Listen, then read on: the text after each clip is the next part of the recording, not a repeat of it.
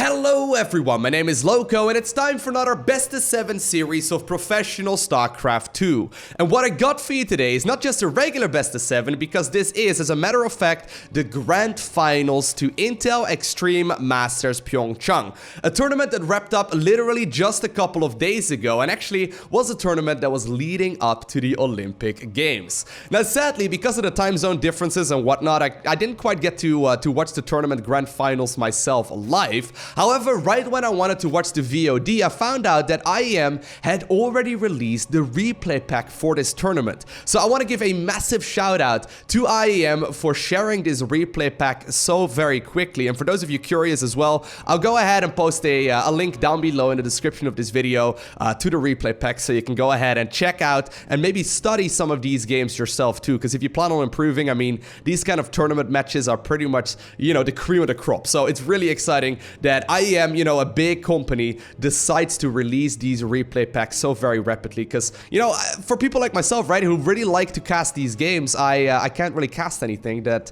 doesn't give out replay files, right? Now, here's the one thing, though. Obviously, even though I you know, haven't seen the Grand Finals just yet, and actually...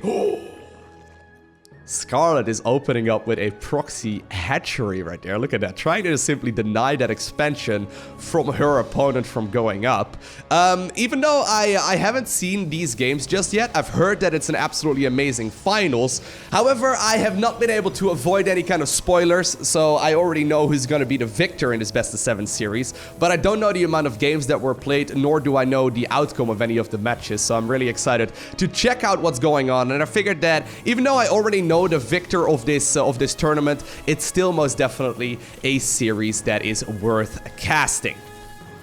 But here we go. I love this already. Scarlett has been playing a lot more aggressively recently in 2018. She's been really trying to just deal as much damage to her opponents as possible in the earlier stages of the game. And that most definitely also includes a proxy hatchery, just to try and delay that Nexus from going up, and even an evolution chamber gets planted down as well, just to further delay this expansion. But you know what? I just remembered that I haven't quite introduced the players yet. So spawning here in the top left-hand corner of Catalyst LE, and playing with the blue Zerg drones, she's from Canada and she goes by the nickname of Scarlett. And her opponent, spawning in the opposite corner of the map and playing with the red Protoss probes, one of the greatest Protoss players of all time, he goes by the nickname of SOS. And of course, he is indeed from South Korea.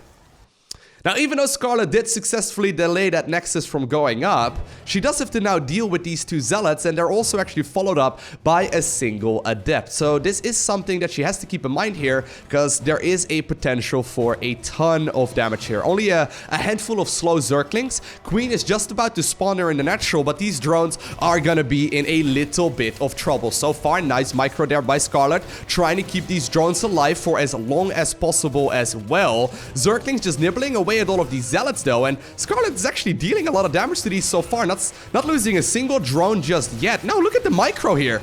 I actually think that these, yeah, look at that.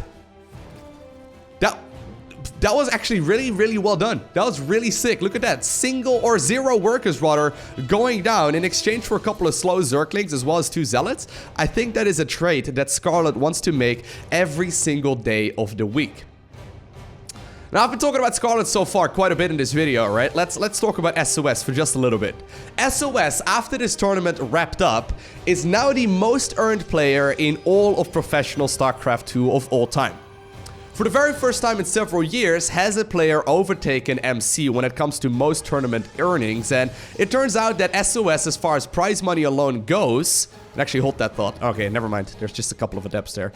Just shading in, trying to see what is going on here on the Zerg side of the map. But as far as tournament earnings go, SOS has currently earned $523,000 in the last couple of years of his career. And so far, I mean, there's a bit of a joke going around for the last couple of years that SOS only participates in tournaments where you can only earn at least, you know, $50,000 to $100,000 or so. Because when he first got started, he won a couple of tournaments, but only the ones that were, you know, at least giving out $100,000 in prize money. I think he won like 3 or so of those. But anyways, even when it comes to this tournament right here, the winner of it would, and actually look at that, the Oracle is dealing a bunch of, ooh, like there we go, nice.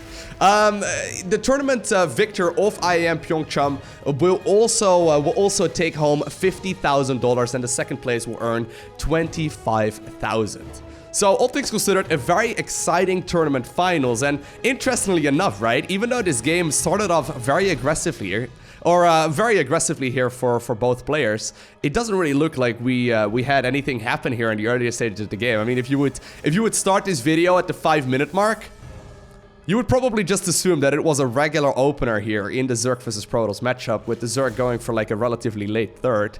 But all things considered, I think that we are in for a very solid series, because both of these players are extremely good at what they do.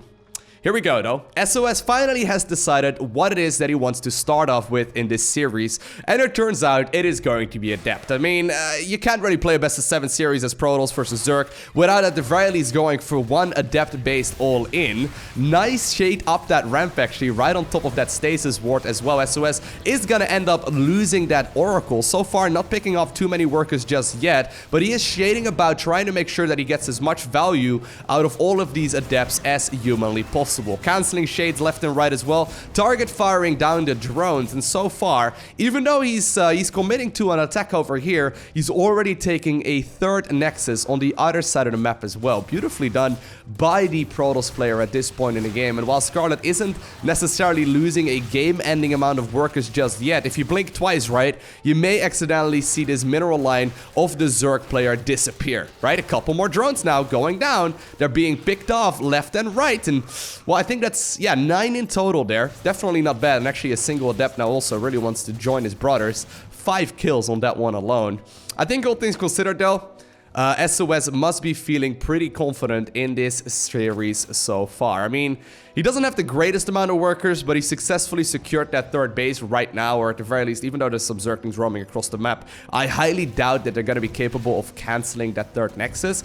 But considering it is possible, right, for a Protoss player to absolutely freak out when they get proxy hatched, and I guess that's really what Scarlett was aiming for here as well. SOS has actually kept his head cool there, really not making any critical mistakes at this point in the game just yet. Really just, you know, keeping his head cool, deciding what it is that he needs in order to deny that proxy hatchery, and from here on out he's going to be able to play his beloved macro game, because that is most definitely what SOS is capable of. I mean, the thing is, SOS is one of those players that usually does like the macro game, but he's very good at playing these best-of-7 and best-of-5 series. He usually just mixes it up continuously, and you very seldomly see him play the same strategy several times in a row. Nice force field there as well, actually. Look at that. Just simply denying these links from dealing any kind of damage. I mean, you could have just let these Zerglings escape, but it's easier to just pick off, you know, a few of them here and there. Shield battery, though, providing some aid there as well for these probes. Now, apparently, though, Scarlett has already made that transition towards a lot of roaches, and while Immortals are now being produced 2 at once, there's no denying that these units can deal an absolute massive amount of damage. Even the Queens are now being brought over as well, and actually, this is a potential game-ending push. Beautiful force fields there, shutting off a couple of these roaches, but the concave for Scarlett already is looking very solid. I mean, all of these sentries are now out of energy, so that means that there's not gonna be a lot of force fields remaining here anymore, nor is there going to be a Guardian Shield. Is there just simply a little bit too many Zerg? I haven't quite figured that part out just yet. These Ravages are really just simply raining their corrosive biles, though, trying to pop all of these force fields as well. Queen's now ready to deal with any kind of air unit, and judging by the way that this is looking so far, I think that there might just barely be a hold on by SOS at this point in the game, but not if these reinforcing Zerglings also join in this battle. A couple of charge slots are now also trying their very best to obtain as much damage as they possibly can, and it looks like SOS will be able to hold on just barely by the skin of his teeth, but it's still a little bit finicky here, though. I mean, 10 probes already gone down, right? SOS still forced to deal with more and more reinforcements, and while he did deal with the initial batch of Zerg that was moving across the map, the reinforcements are just simply streaming forward, and it looks like Scarlett has not quite decided if she wants to continue onwards with this aggression or not. There's a couple of drones on that production tab right now. Another Immortal does get surrounded as well. Solid micros so far by SOS as well, though, just simply microing and hitting those force fields brilliantly. But there's no denying, right, that there is a lot of Zerg available, and while a single one of these queens is trying its very best to, you know, just hit away at these shield batteries in the Nexus as well, the Nexus at this point in the game still lives. Scarlett has currently got over 1,500 resources in the bank. I can't help but wonder if she would follow this up with, like, say, 10 or so, you know, Hydralisk, what this game would look like. But it does look like SOS will successfully be able to deflect this big amount of Zerg aggression. And this has been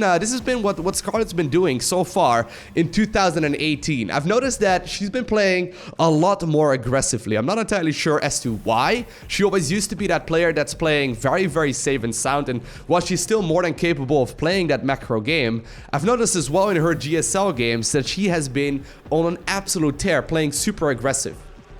For those of you that haven't really been watching the GSL, she's recently beaten Rogue, the current world champion. She's recently beaten Zest, one of the greatest Protoss player. She recently managed to beat Innovation 2-0 as well. I mean, widely considered to be the best Terran player, and maybe even the best StarCraft 2 player of all time.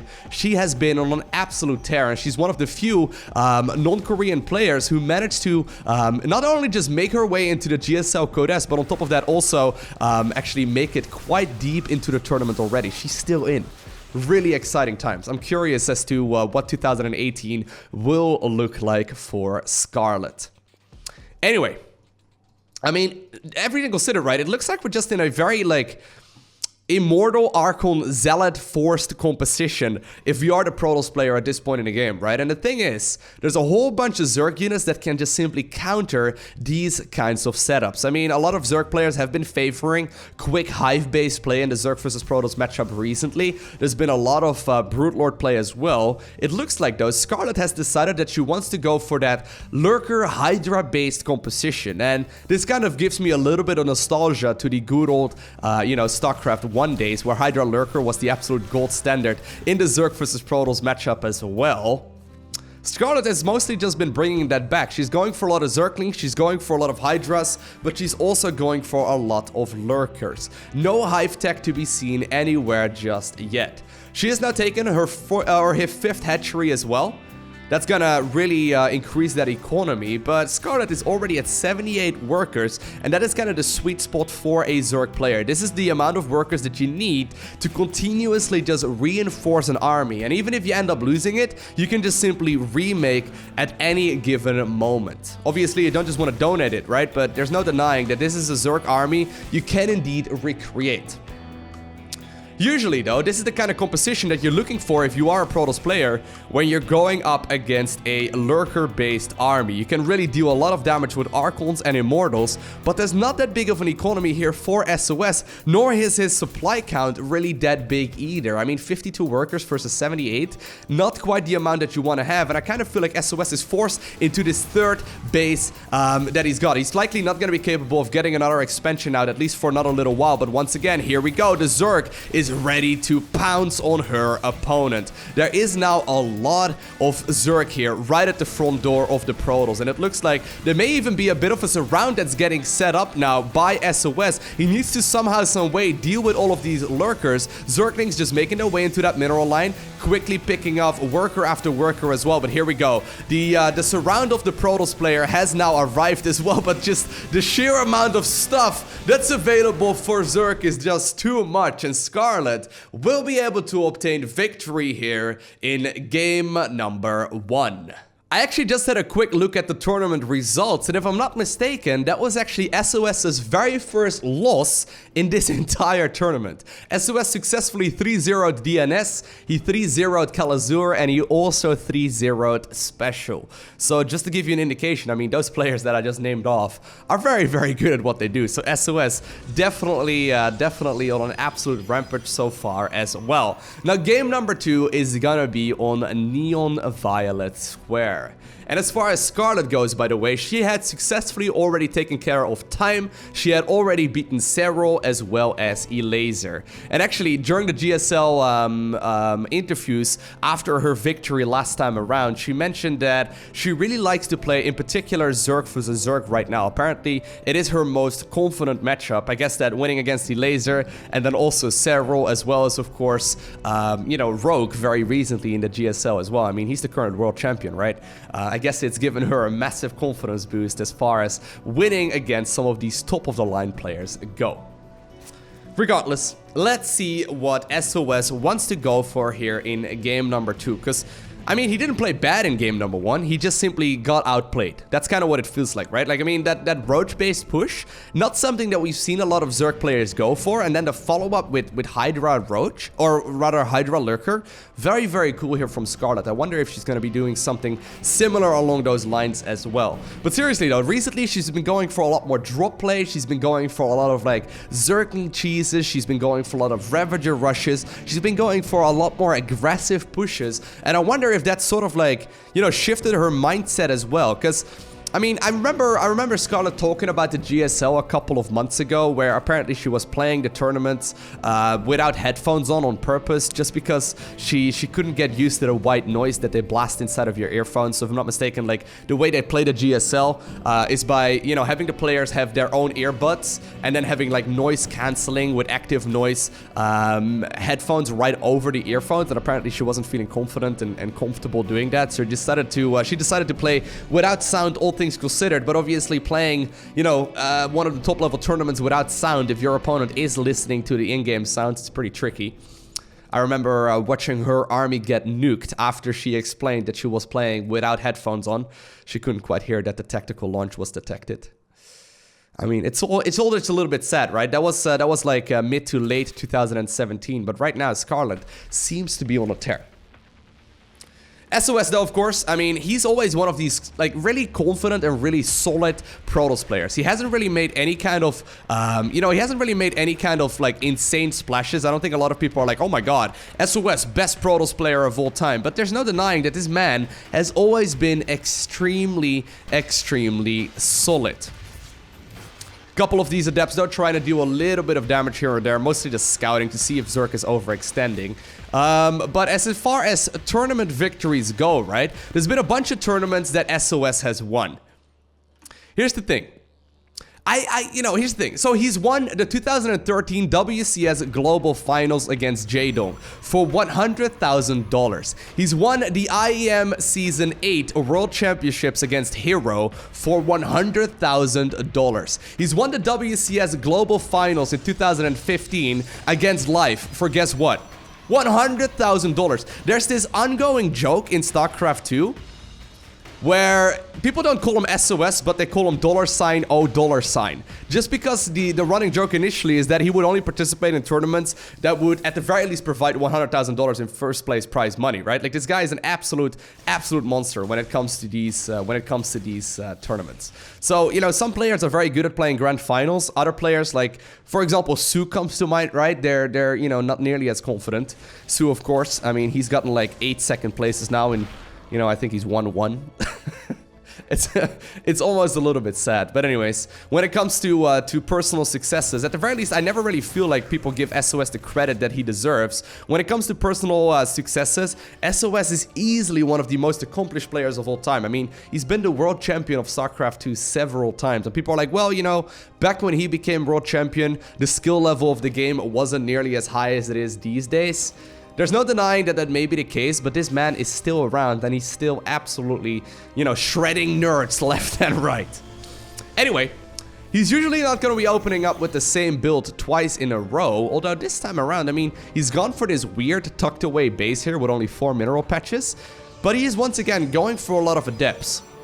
Usually I always see SOS as the kind of player who's gonna go for a wide variety of builds. Right, so he's gonna go for the hit squad out of Stargate units so far, and once again he's following it up with a bunch of Adepts, but this is not super aggressive. This is mostly just a little bit of aggression here and there to try and keep the Zerg player on her toes, and to make sure that Zerg is not gonna overextend. A lot of banelings available though this time around here for Scarlett. So Scarlett should be alright as far as its aggression goes. At the very least as far as her, defensive units are as well. She should at the very least have enough to prevent this from dealing a huge amount of damage. Once again though, Oracle's got enough energy here for a stasis ward. I wonder if SOS is planning to do something similar. But upon seeing the banelings, I think that SOS has decided that this aggression is likely not gonna work out. So instead he's just simply gonna go back home. Very high level decision there by SOS, right? Your gut instinct maybe to just simply continue on with the aggression, but if you look at this Zerg player, and the banelings and whatnot, you know that it's likely not gonna really deal any kind of damage whatsoever. So you're just sort of forced away into this macro-focused state, and that's exactly where Scarlett likes to be.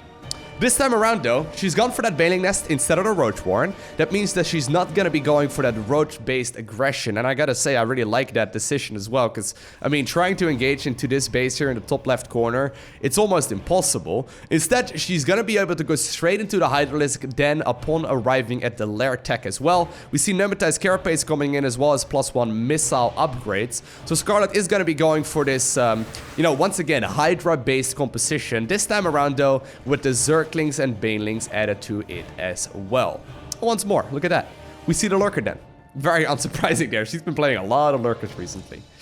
At the same time though, SOS is now also mixing it up. Look at that. He's already gone for a lot of additional gateways, but more importantly also the robotics bay. That means he can be going for example, these Colossi. He can also go for Disruptors. Disruptors, of course, pretty common here too. But he's gonna use this this time that he has created for himself to secure that 4th Nexus here too. And actually, I just saw some drop alerts here on the on the production tab. Where are they? There they are.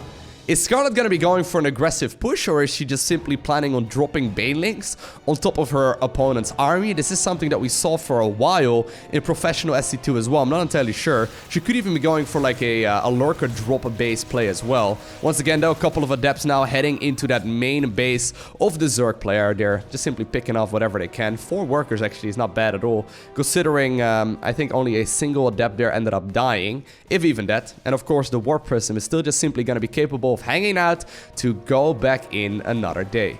But yeah, look at that, right? A couple of banelings were being loaded up into these overlords. Not sure, they were immediately also unloaded again as well. Scarlett has been going for more drop-based play, but I don't know. She's made these drop alerts right now, but they haven't really achieved very much of anything. SOS though, he secured himself that 4th base. He's got a lot of gateways here and whatnot as well. He's now going to be capable of going for this Colossus-based push, and of course Colossi, they deal bonus damage against light. He doesn't even really need to commit here. Yeah, I love this. He can just simply go back and use this time that he's got to try and just simply, force this Zerg player to not spread nearly as much creep. Still though, I mean, Scarlett is still threatening with these dropper lords. I don't really know exactly what she's gonna do with them.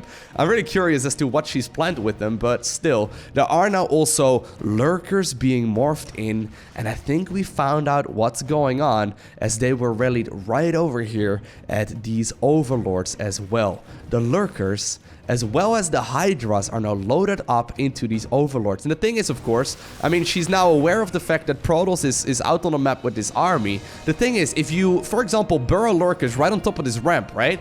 Good luck trying to kill that.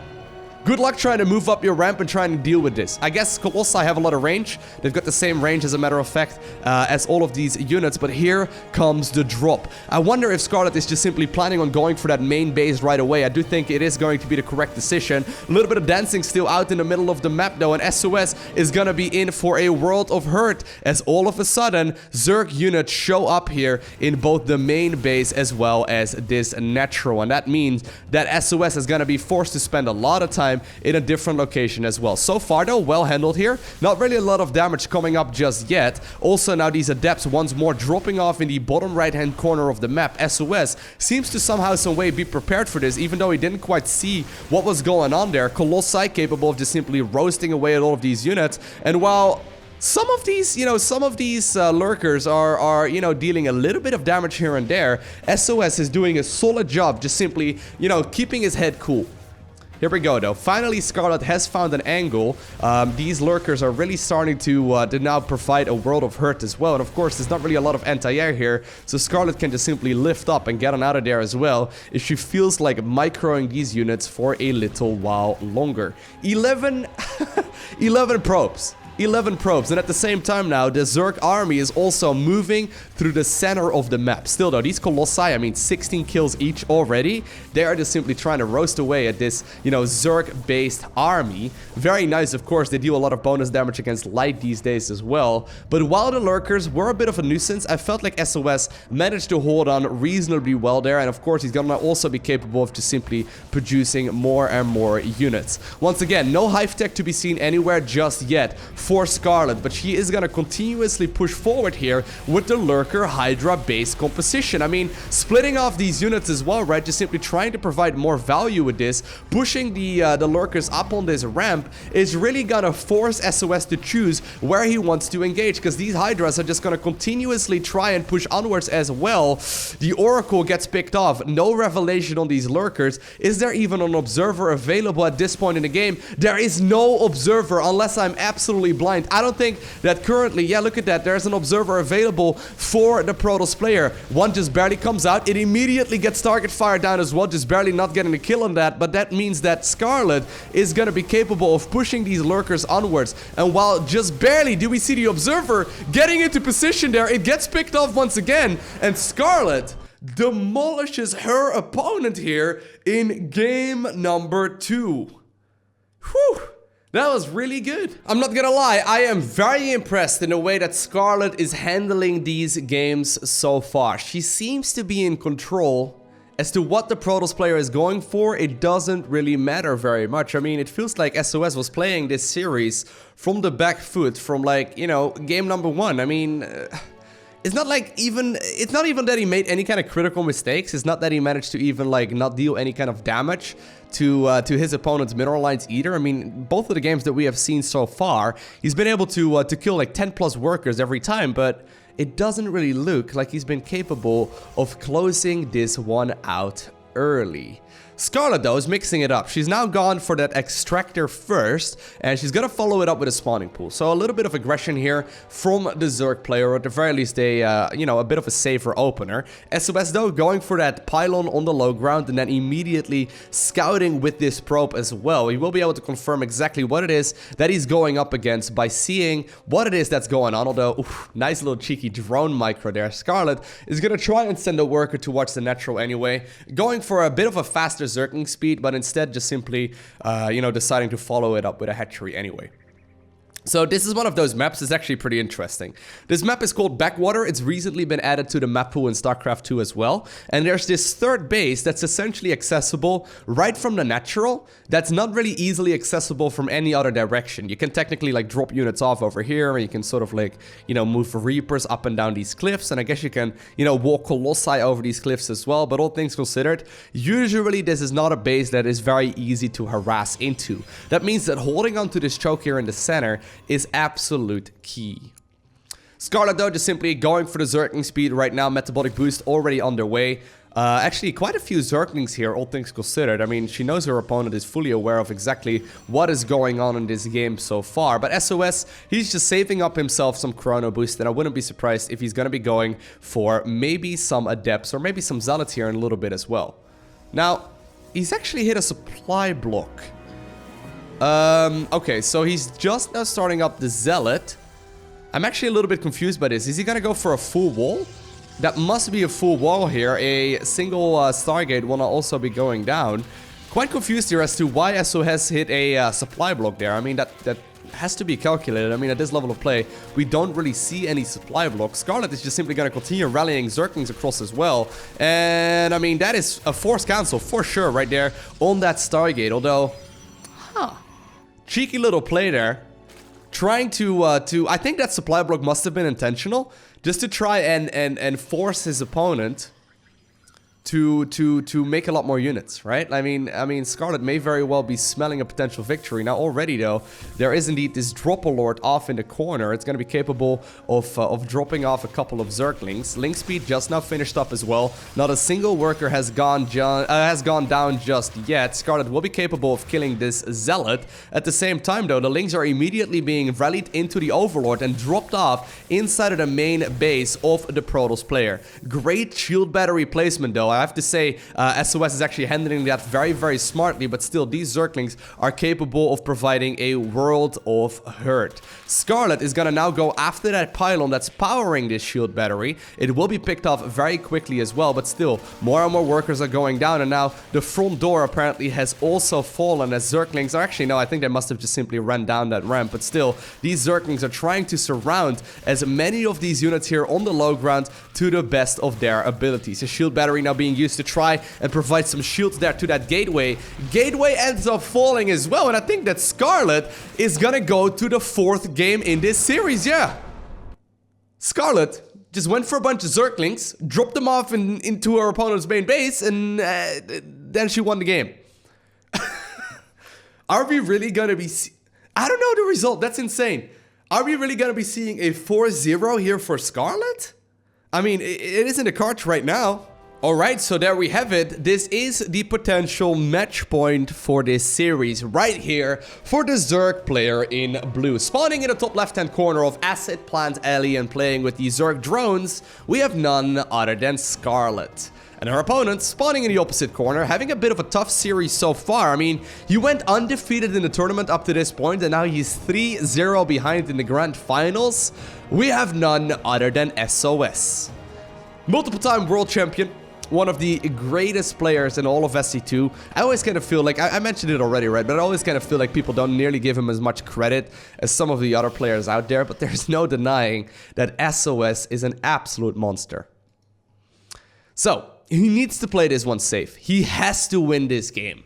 He's gone for a very quick scout once again, just to confirm that indeed that is going to be a hatchery first here from Scarlett. Not really taking any risks here is Scarlett so far. I mean, she could be going for the quick spawning pool play once again, right, and try to go up to a more macro-focused game. But it looks like the Zerg is just simply going to be opening up with that hatch gas pool style. In the meantime, though, I mean, I've been casting a lot of games as well recently of Protoss versus Zerg, where Protoss is perfectly capable of, you know, demanding a lot of those worker kills and eventually overpowering the Zerg. I'm quite surprised, though, with the way that SOS has been slapped around so far.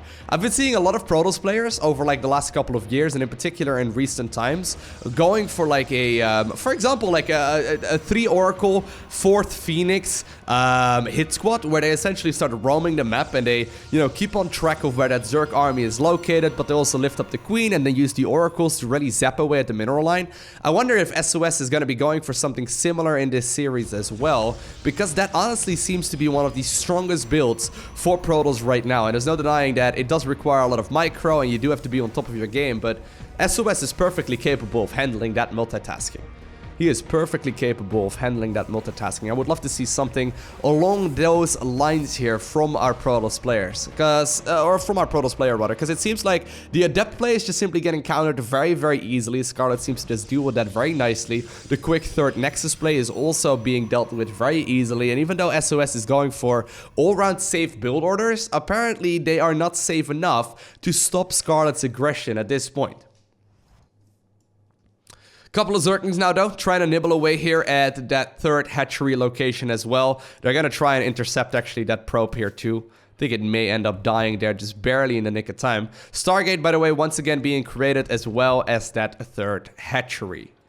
SOS is going to be capable of course, sending the first Adept across the map. This one is usually primarily meant for scouting purposes. It's really meant to make sure that there is going to be a 3rd hatchery up. And right here, we will be able to figure out, or SOS will be able to figure out, indeed, that there is going to be an expansion there from the Zerg player. And that's really important, because it allows you, at the very least, to be aware of the fact that you're mostly safe against this aggression. Scarlett, though, once again mixing it up, going for a very quick evolution chamber.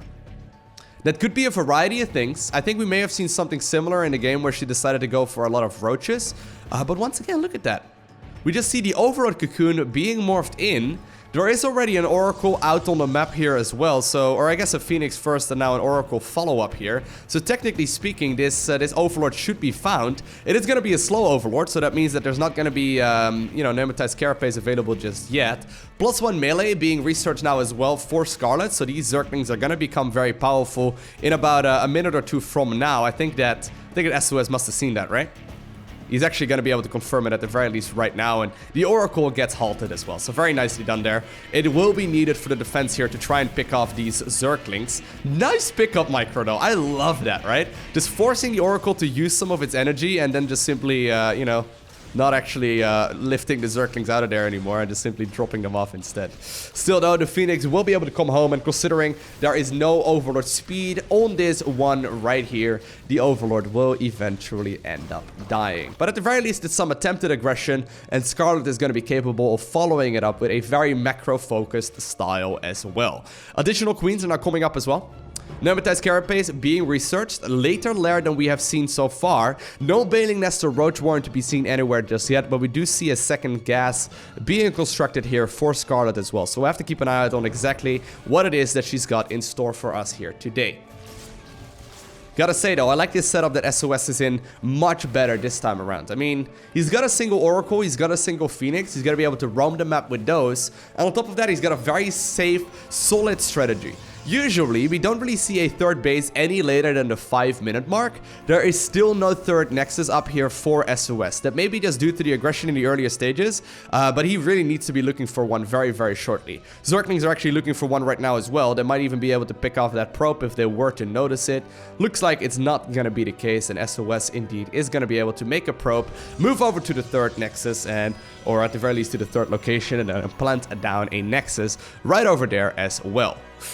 Scarlett though, my god, is she mixing it up. Scarlett though, once again going for some Dropper Lords. These are loaded in with Queens instead, and they have been saving up energy. They're trying to go after this Phoenix, once again loading them up. +1 attack just finished up on these Zerglings, and they're already going to be able to go down on all of these Zerg, or all of these Protoss units. Of course, +1 melee makes them so much more powerful. The Phoenix is not quite available just yet. The Archon though, that's currently, or rather the War Prism though, that's currently trying to drop off some Archons on the other side of the map, will be spotted here as well. Very nicely done, but if Zerg manages to, for example, pick that one off, this could be absolutely disastrous for the Protoss player. Scarlett is now smelling blood, making more and more Zerglings. She's gonna try and close out this game right here, right now, and she's actually switched over the Queens out of these Dropper Lords and is gone for Balings instead, so she can potentially drop some off into that Protoss mineral line as well. Pick up micro, of course, is not just something that a Protoss player can do. A Zerg can do the exact same thing. Now, the third Nexus is forced to get cancelled here. Beautiful play there. Oh my god, going for the High Templar and then feet backing those Queens, preventing the energy for the Transfuse to coming out as well, and then just simply morphing him off into an Archon anyway. Brilliant play there by SOS. That is not something that I've seen before, but those Banelings are really just starting to bring the damage out. Not a lot of them being killed just yet though. There's actually quite a few still remaining here too. Man, that could have been disastrous there if there was only one additional Baneling available, but it looks like SOS has managed to hold on. By the skin of his teeth so far, right? But he has managed to hold on. Queens are now rerouted, or not, rather not the Queens, sorry, they have been picked off, but the Banelings are rerouted into the main base as well. Of course, you have to decide, is this a fake one or is it not? Turns out it is not, because indeed the Banelings are already dropping out, but only 3 probes end up dying, and Scarlett is forced to retreat back home. SOS though, not sitting still either, immediately going for the counterattack, recognizing what's going on. A massive warpin of Zealots, and they are going to be capable of bringing the damage here with these Archons as well. Of course, +1 Zerglings are still capable of dealing a world of hurt. These Queens, of course, though, they're still in a solid position as well, just simply dealing the damage from a bit of a distance. Zealots achieve absolutely nothing, and nor do the Archons. We see that roach switch now coming up here from Scarlett once again. 11 roaches, Glio reconstitution, which is roach speed, as well as +1 missile. They will all finish up roughly around the same time, which means that Scarlett is not done with the aggression just yet. She can continuously push here, not just with queens and Zerglings and Banelings and all that, but she can also follow it up with a big roach-based army. Still though, SOS has got a lot of stuff. He's behind as far as supply goes. He still does not have the third base, not only until just now is it going to go down and Zerglings are already on the prowl once again, but he is going to be capable of potentially bringing a lot of damage in here as well. Already setting up a stasis ward here as well for potential run-bys. Beautiful force fields really preventing these Banelings from connecting. Archons and Immortals are really providing a lot of value here, as they are just simply going to try and shoot away at all of these roaches to the best of their abilities. Still though, there's a lot of Zerg available. +1/+1 just about to finish up on these units as well. One of the Archons is running dangerously low, but great micro here by the Protoss player in red to prevent this one from really dealing any kind of critical damage. It's still alive right now. It's still dealing the damage as well. And SOS is finally catching a bit of a break. I think he can even continue onwards with the aggression, although apparently he has decided that he wants to turn back around and potentially maybe go after the base that is taken here on the 4th base location of the Zerg instead. Still though, Scarlett is now forced to make non-stop units, and all of these units here from SOS sort of counter the ones that Scarlett is making right at this point in time. But sometimes SC2 is just a numbers game, right? The sheer amount of stuff that's available for Zerg here is getting out of hand. This base running very, very low on HP. Great force fields once again. Zealots have now also closed the distance, and a lot of these roaches are clumped back to prevent them really from being able to start dealing the damage. But still, Scarlett is holding on to the base, and SOS is once more forced backwards. Great pickup micro, just simply lifting up that weakened Archon, preventing it from going down. And while SOS is trying his best to eventually clean up that hatchery, it turns out that it didn't work out so far just yet. Third Nexus has finished up in the meantime, by the way, on the other side of the map. The Zergling run by, apparently not enough just yet. Single Immortal pretending like he's caught off guard, but instead he's just gonna leapfrog his way up there. Now that the Zerg army though has caught it a bit of a weird angle, I think that SOS is going to try and target firing down the hatchery. Still though, it's a very tough call to make. A lot of damage is coming up once again. Archons are running very low, but eventually the hatchery does end up falling at the cost of one Archon there in total. Another one of those stasis wards though, preventing a lot of the Zerg from moving onwards. Beautiful pickup micro here by SOS. This has been a fight that's been going on for forever. Reinforcements of the Protoss are arriving now as well, and I think that SOS finally managed to catch himself a break, but all of the drones that were mining over there have now just simply moved over towards the newly, freshly acquired hatchery and mineral patches instead. Scarlett seems to be on top of this. I mean, that was a very tough call to make. That micro of Protoss was absolutely brilliant, keeping a lot of those units alive. Absolutely nail-biting match so far. But SOS, I mean, he's probably going to be forced to retreat here. I don't really see if he can continue onwards with his aggression. I guess he technically could. Third base is now secured as well. There are still a lot of gateways available, so there's no denying that the Protoss can continue onwards if he really wants to. Another stasis ward's now coming in, trying to force the Zerg player to not be on creep. Nicely landed Bile there. Just preventing that from dealing any kind of damage whatsoever. Scarlett showing that she's a little bit too good to be caught off guard against all of that aggression.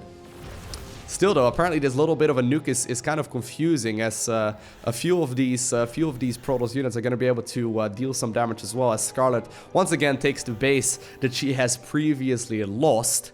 The single Overlord though is still threatening here, but this is what I like a lot, right? Look at that.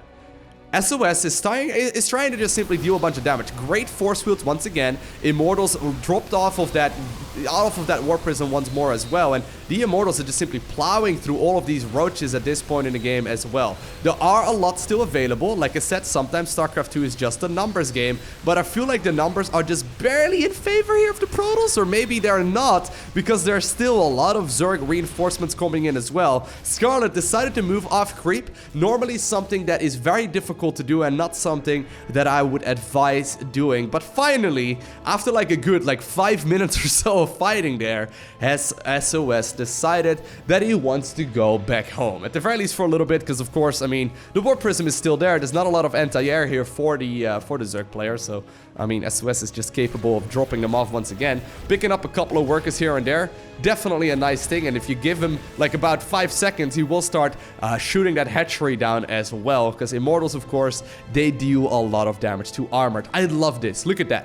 Scarlett already thinking ahead here in the next step when it comes to this game. She's gone for the transition here towards a Spire. Of course, that could be for a greater Spire later on, but it can also be used to just simply go for Mutas. There's only really a couple of Archons, and I think if you can save up, like, say, 1,000 gas or so, you can really get yourself a lot of value. But apparently, SOS is not done with the push just yet. He went back just to try and recuperate his losses for a little bit, get some reinforcement out as well. But now that apparently he's got a big enough army, SOS is once again going to try and continue onwards with the aggression. And I love it. SOS is dealing a lot of damage already. Once again, beautiful pickup micro, just simply preventing the Zerg player from really getting any kind of value out of this army. And I think that SOS may have just barely been able to do it. For the first time in this series, he's really taken the supply lead after like the 10-minute mark, as Scarlett is desperately scrambling by. 21 drones end up falling there in just a matter of seconds, but Scarlett will be forced to GG out, and SOS can indeed start the comeback. Alrighty, match point number 2 here for our blue Zerg player. Spawning in the bottom left-hand corner of Blackpink, we have none other than Scarlett, and her opponent, of course, spawning in the top right-hand corner, definitely very good at keeping his head cool. We have none other than SOS. Or $sign, oh $sign, I mean, you know, if you're not gonna win at least 50 grand, why even participate in tournaments in the first place, right? I mean, why even bother? No, seriously, SOS, definitely one of those players who's just really good at playing series. There's just simply, there's tournament players in StarCraft 2, there's ladder players, and then there are finals players as well. I mean, a lot of players, once they make their way into a tournament, they start playing differently than they practiced on the ladder. That once you keep your head cool in those kind of scenarios, and you make your way to a grand finals, it is all about keeping your head cool in the grand finals as well, and just simply playing a series out smartly. Playing a way that your opponent doesn't expect it. Playing the same strategy over and over and over again is just simply not gonna allow you to obtain, it's just simply not gonna allow you to obtain the victory, right? Like, players just simply gonna hard counter you.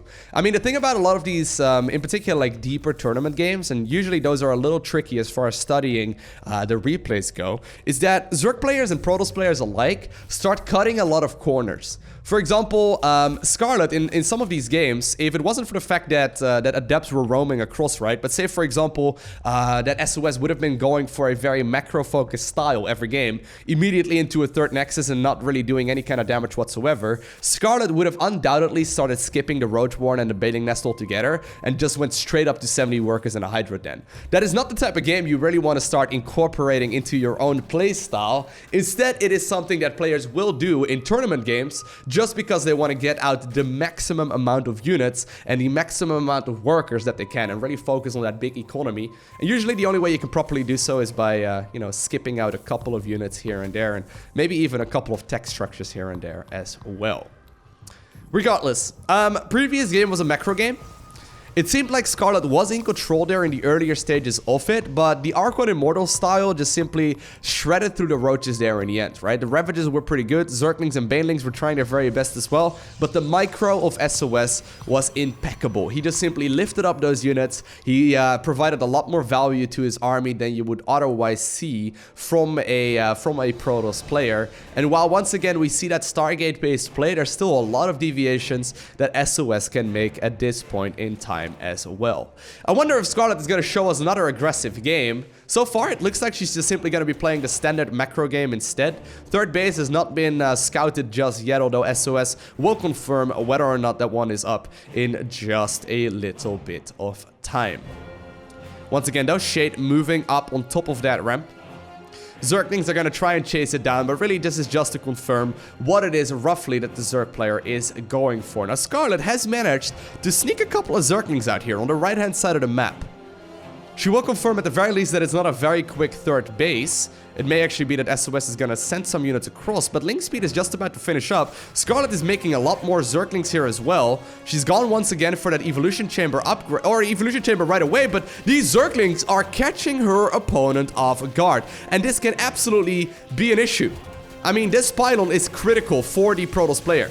Having this pylon here at the front means that he's going to be able to get himself the Warp Gate upgrade eventually, right? And while eventually there is the Oracle that comes out, it's not quite in the correct position to really deal any kind of critical damage here either. More and more Overlord Cocoons are being morphed in. A second Oracle now gets created as well. Zerglings are making their way to the front of this base too, but Scarlett is not done just yet. Why would you need Navitus Carapace, right? If your units just aren't in any issue here whatsoever. I mean, eventually this army will drop off into the main base, and I think that SOS is going to be in for a little bit of trouble. More and more Zerglings are now being created as well. The Adepts are shading towards the low ground, but if they leave the main base, that means that the natural will be defended, but the Zerglings in the main are just simply going to be able to drop off just like that. A single shield battery is now constructed as well near the main mineral line, but Zerglings have managed to stream into the main base here of the Protoss player. I think that Scarlett has somehow, some way managed to break her opponent with a strategy that was unexpected.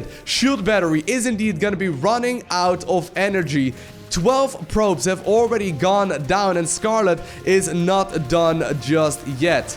These oracles are running out of energy slowly but surely. More and more probes are going down as well. Scarlett, if she wants to, can just continue making probes from here on out, and she would be perfectly fine as well, or rather drones from here on out, and she would be perfectly fine as well. But 19 workers makes it so that there are very few remaining here for the Protoss player in red. And these Zerglings, they are not done yet either. I mean, Scarlett is now going after all of these pylons, trying to shut down the production here of the Protoss player. And while more and more oracles are joining in the fray as well, they are trying their very best to zap away at all of these Zerglings. It is not enough just yet, as 28 workers. I mean, SOS, I don't think he can believe it right now. Right, this is a build that he should be able to counter. This is a build that Scarlett already went for earlier on into the series. SOS says GG, congrats, and Scarlett obtains the victory in this best of 7 series, and therefore becomes the champion of Intel Extreme Masters PyeongChang. I hope you enjoyed watching this series. If you did, make sure you hit that like button down below. And if you want to see more, make sure you hit that subscribe button so you get notifications as soon as future videos go live as well. Other than that, do not forget to also follow me on Twitter, Instagram, and Facebook. Links are down below in the description. But I want to thank you for watching. Have an amazing day. Do not forget to smile, alright? A special shout out to the Patreon supporters. You guys are awesome. But I'll see you in the next one.